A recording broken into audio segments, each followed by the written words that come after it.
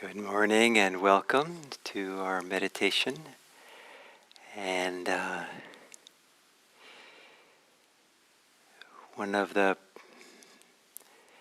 differences between mindfulness and insight is that mindfulness is the use of attention that prepares the ground to have insight, to have a deep seeing, and or true seeing truly or actually how things are.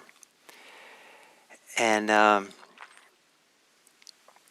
so as we sit today in mindfulness meditation, the role of samadhi is to be able to sit in the middle of all our capacities for attention and have them unified in some kind of wonderful way working together. So attentional capacities we have are recognition, a cognitive knowing of what's happening. And this cognitive knowing may or may not be verbal. It might be kind of a non-verbal knowing. It might also be a kind of visual knowing. Some people are visual thinkers. Another attentional faculty is our capacity to sense and to feel with our senses. And in Buddhism, the idea of sense experience, just like it includes seeing, hearing, smelling, tasting, and the tactile, which is whatever sensations there are that are born through the body.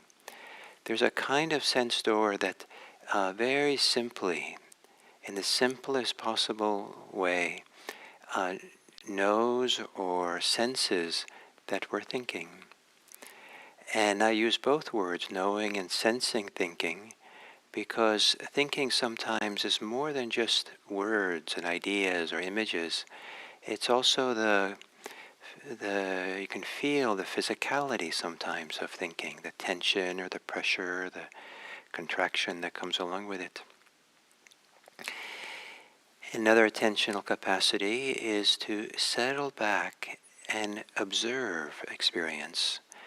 And this is to perceive without being in any kind of way entangled with experience, allowing things to be just as they are, and not so intimate as feeling, sensing the experience, and not so cognitive as an act of recognition, but it's observing without recognizing what something is, but observing how it moves and changes and comes and goes and shifts and oscillates and vibrates, and like you would sit and observe a river. And you don't know the name of the river, but you don't even, the idea it's a river even falls away. It's just watching the flow, the current, or the waves washing against the shore, or a fire on a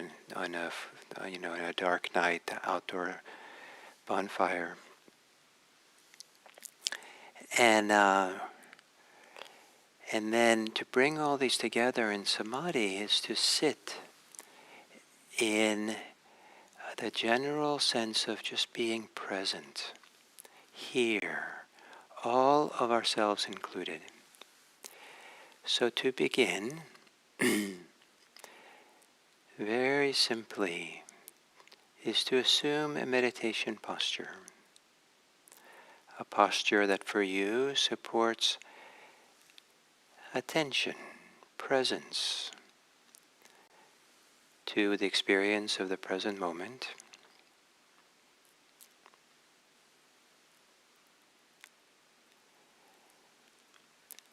And to notice, as you sit with your body, by what means are you aware of your body? In what way are you aware of your body that's different than thinking about it or trying to analyze the question, analyze the topic of trying to figure out with your mind? Nothing to figure out. Rather, when you're not thinking, in what way are you aware of having a body in the meditation posture?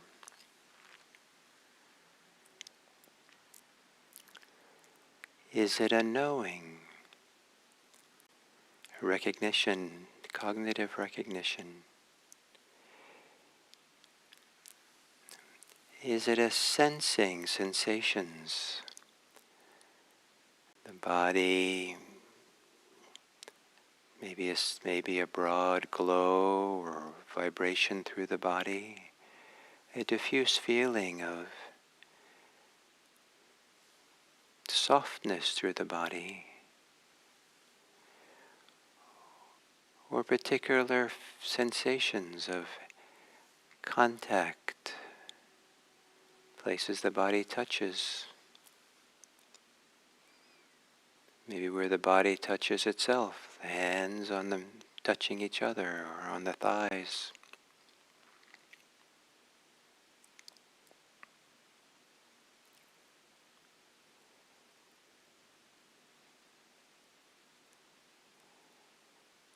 And as you're aware of your body,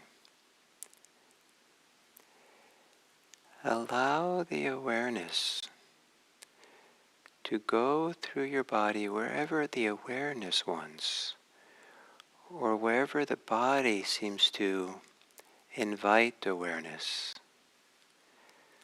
So you're not directing the awareness, but rather you're following the awareness where it goes in the body.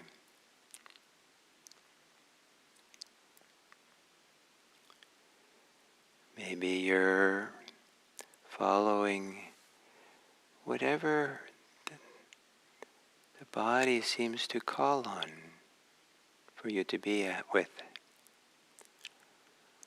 Sometimes it's a knowing, sometimes it's sensing and feeling.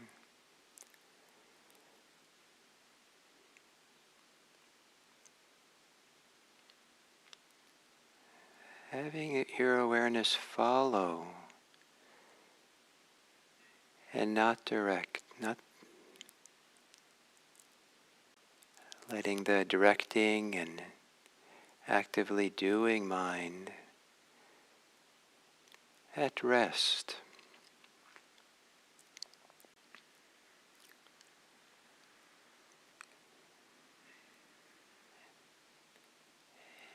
So you aren't taking the lead, but you're allowing awareness to join with the body.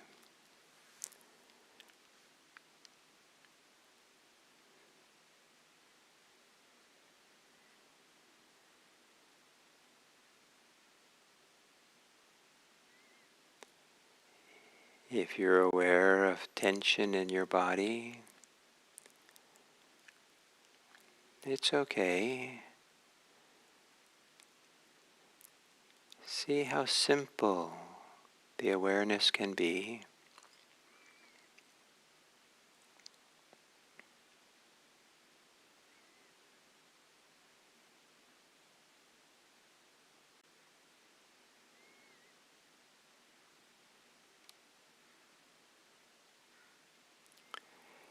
And if it's easy enough, if you feel like it's the wish the body has, allow for the body to relax.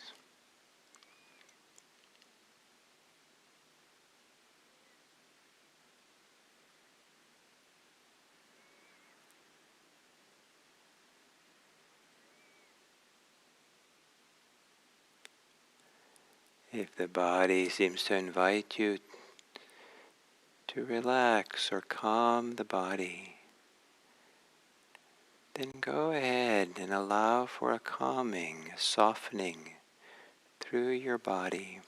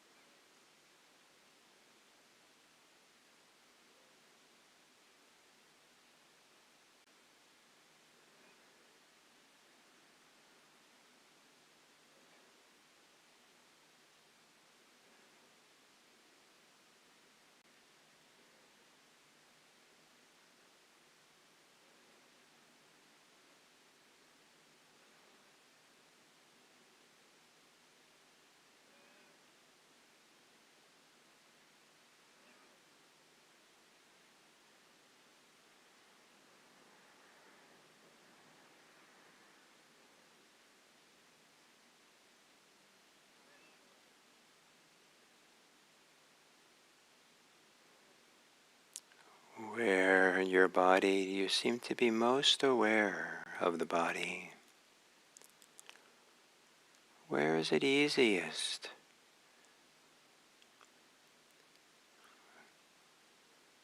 for awareness to rest in the body?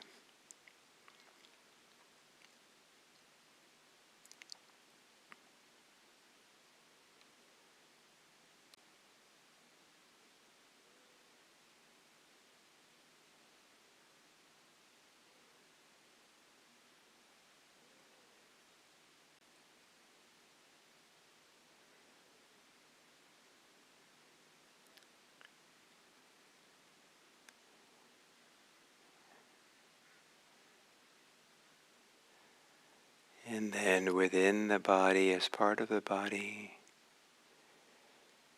become aware of breathing.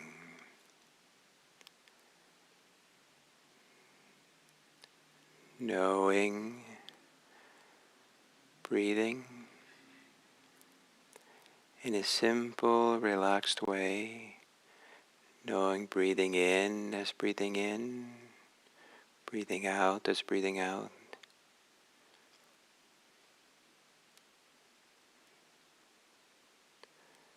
Or perhaps sensing the sensations that come into play as you breathe.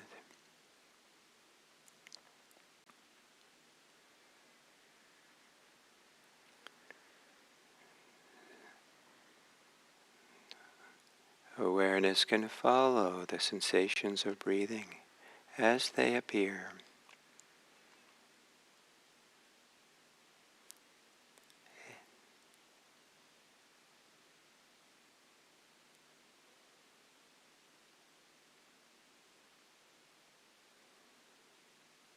And the knowing mind can from time to time recognize some of those sensations of breathing.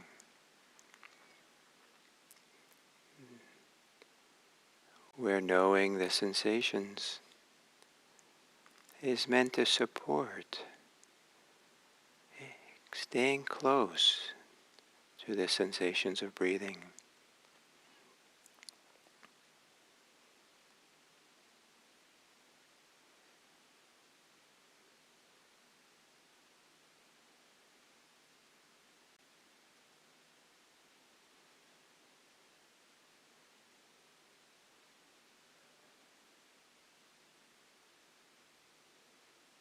And as you exhale, letting go of your thoughts, relaxing the thinking mind, and letting go into the body breathing.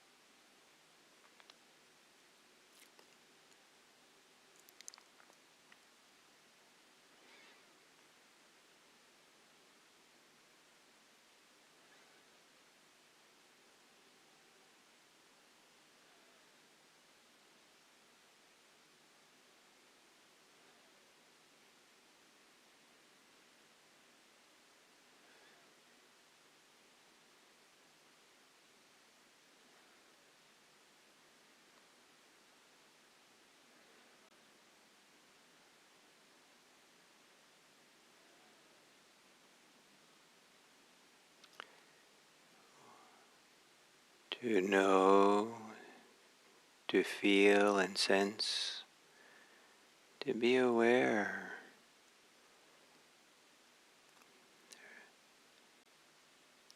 Continuously enough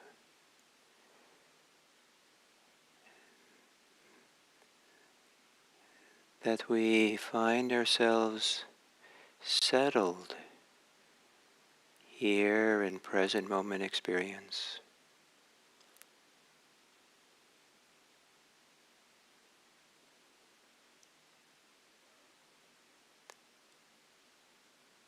The mind is steadied. Thinking has become stiller and quieter.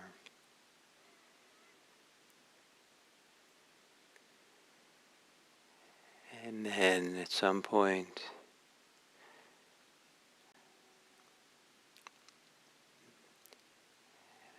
the capacity to simply observe experience in the present moment, like waves endlessly washing up on the shore, a river flowing.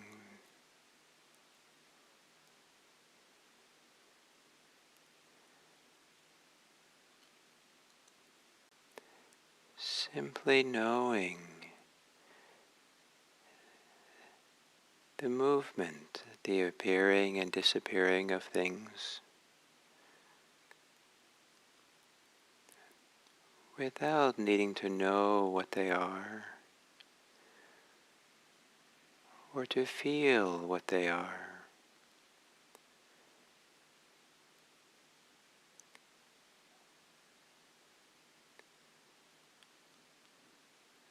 Nothing to figure out, nothing to fix.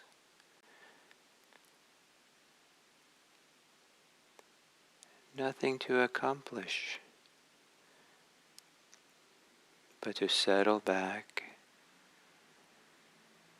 with an overview that observes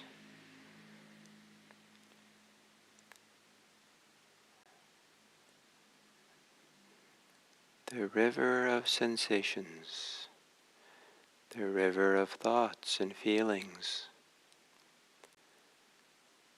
as they flow through.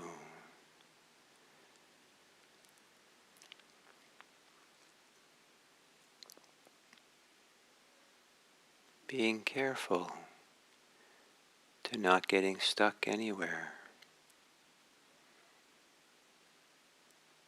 Just watching the change.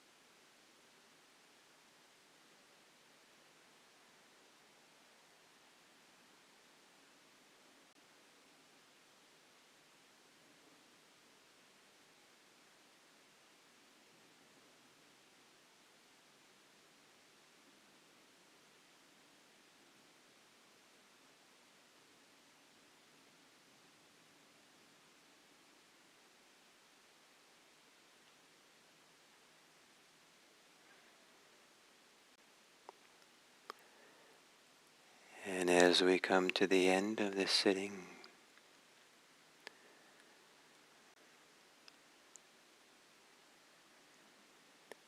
to notice again what you're aware of without any particular effort to be aware, except to be awake, to be here.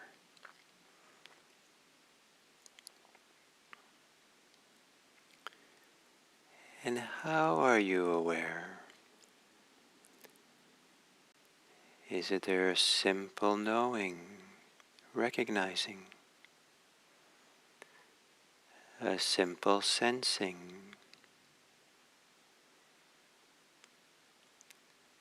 a simple observing?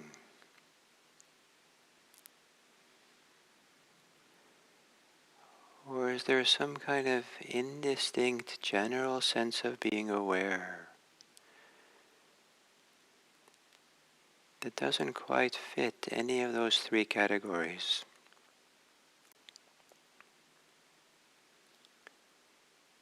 Maybe because it's a natural blending of all three that keeps you right here.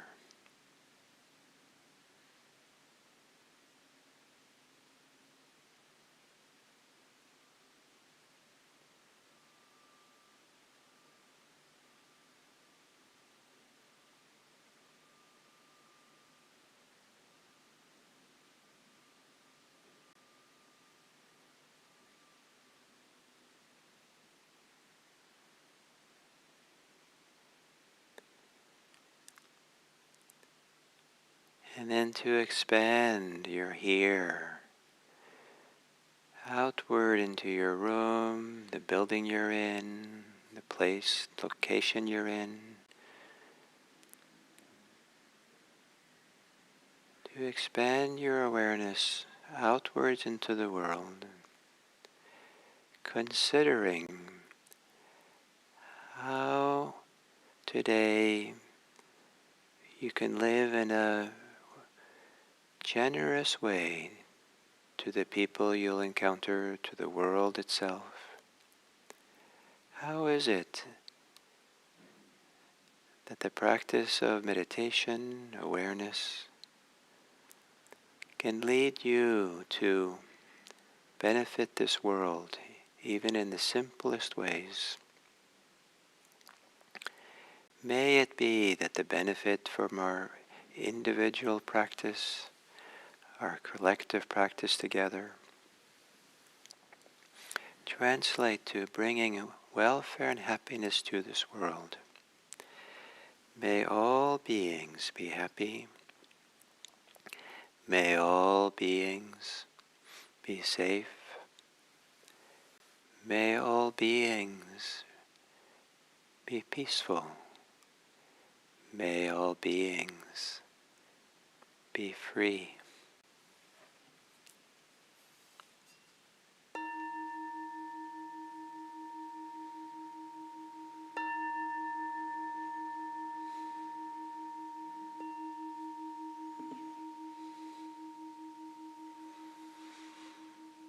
Thank you.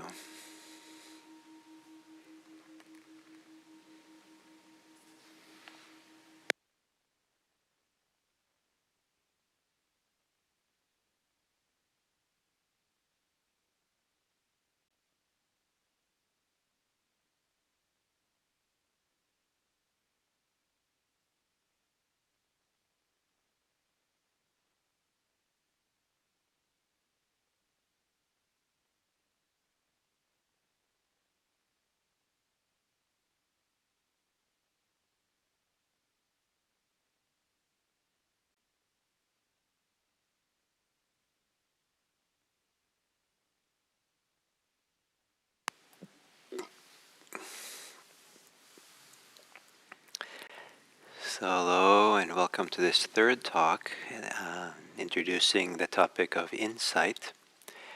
And today I'd like to discuss the difference between mindfulness and insight, mindfulness and vipassana. The word vipassana is what we translate at IMC as insight, and some people who practice mindfulness don't translate vipassana. They use it. They just use the Pali word to describe the technique of practice that they do, practicing vipassana. And sometimes in our tradition, in using the word insight, we say we're practicing insight meditation. But originally, back in ancient Buddhism, the word vipassana did not refer to a practice.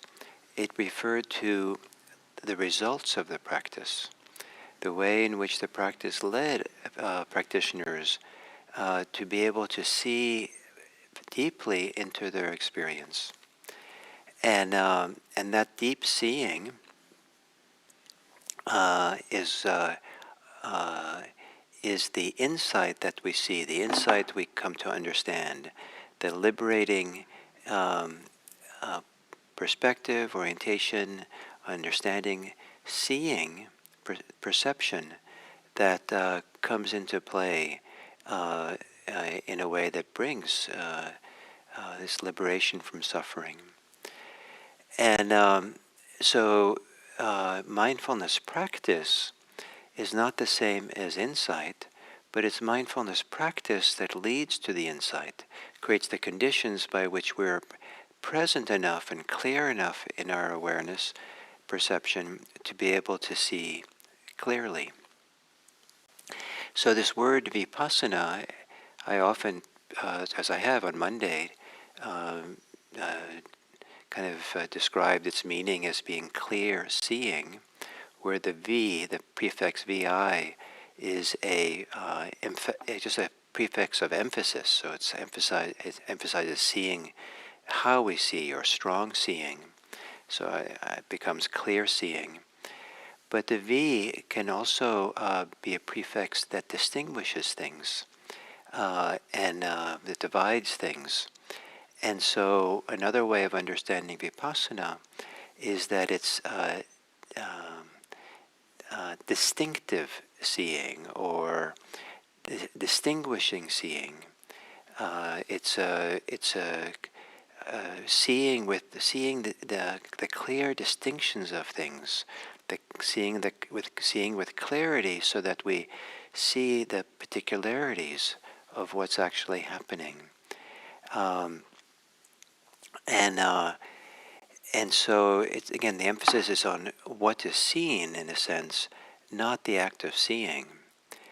So mindfulness is a practice that leads to that in classic Buddhism. Mindfulness is not an end to itself, but a means to something. And so how is mindfulness practiced? In the teachings of the Buddha, there are a number of attentional faculties that are engaged that we can call mindfulness practice, leading to a very strong established sense of awareness. And so we have a lot of attentional faculties, and all of them are awakened and brought together in order to be established in the present moment clearly enough in order to see distinctly. And so there's knowing, the simple recognition of experience. There is sensing or feeling experience, experiencing it experientially through the body. And then there is something called sampajana, which is often translated into English as clear recognition or clear understanding. And this is I think, the form of practice that's most often taught in what's called secular mindfulness, and sometimes in the Buddhist insight meditation tradition as well, because it's knowing, it's recognizing, but more than just a raw, simple recognition of what's there, it's recognizing in a particular way. So it said recognize. So it comes along with a greater understanding, perspective, orientation. So it's uh, uh, knowing in without judgment, knowing with kindness, with friendliness, knowing with spaciousness and openness. It's some kind of understanding of what we are seeing or knowing or feeling, the context of it, the value of it. And in Buddhism, this clear understanding of things is a very important form of part of mindfulness training, because as we understand in some simple way the experience, it can guide us more deeply into our experience. And one of the very clear distinctions for clear comprehension, clear understanding, is to understand whether what we're doing, what's going on, mental activity, the practices we're doing, is helpful or not helpful. Is it wholesome? Is it nourishing? Or is it not? Is it onward leading to greater stability, greater presence, being more rooted here in the present moment? Or is it not?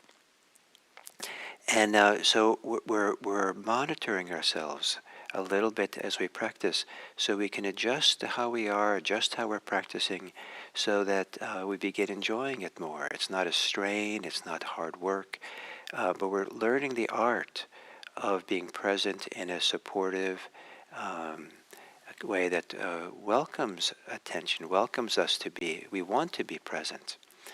And so clear comprehension of what's happening in the present moment is an aspect of mindfulness practice.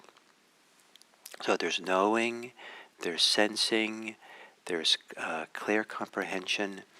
And then the last one that's mentioned in the Buddha's teachings on mindfulness practice is to, or two kind of things, is to, when we're sensing, to feel the whole body. And as we are feeling it, to relax the tensions and the holdings in the body. So there is an emphasis on calming the body as we meditate.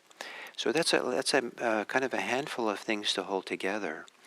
But in practicing these in an easygoing, relaxed way, then what we're looking for is coming into a place where awareness, attention, is now stabilized, established, at ease, resting here in the present moment in our direct experience.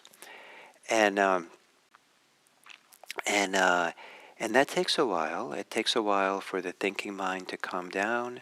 It takes a while to understand and see the dynamics of what's happening within us, to be able to settle and relax and to be rooted here in the present moment. And for people who practice samadhi, that's meant to be a great support for this stabilizing attention in the present moment. And so at some point when it's stable, being present, being aware, is not work. It's just kind of almost as if it's just how we are. And so as we just are, then the next attentional faculty we have, ability to be aware, comes into play. And this is what the Buddha calls observing, anupassana. It has the same word pasana as in vipassana, and the prefix anu means towards something, to settle back and just be able to observe. And the observing of experience has some wonderful qualities. And sometimes when people teach mindfulness, this is what they're emphasizing. And this is observing is a little bit, the mind is quieter than it would be if there's simple knowing of the experience. There doesn't have to be a knowing and observing, and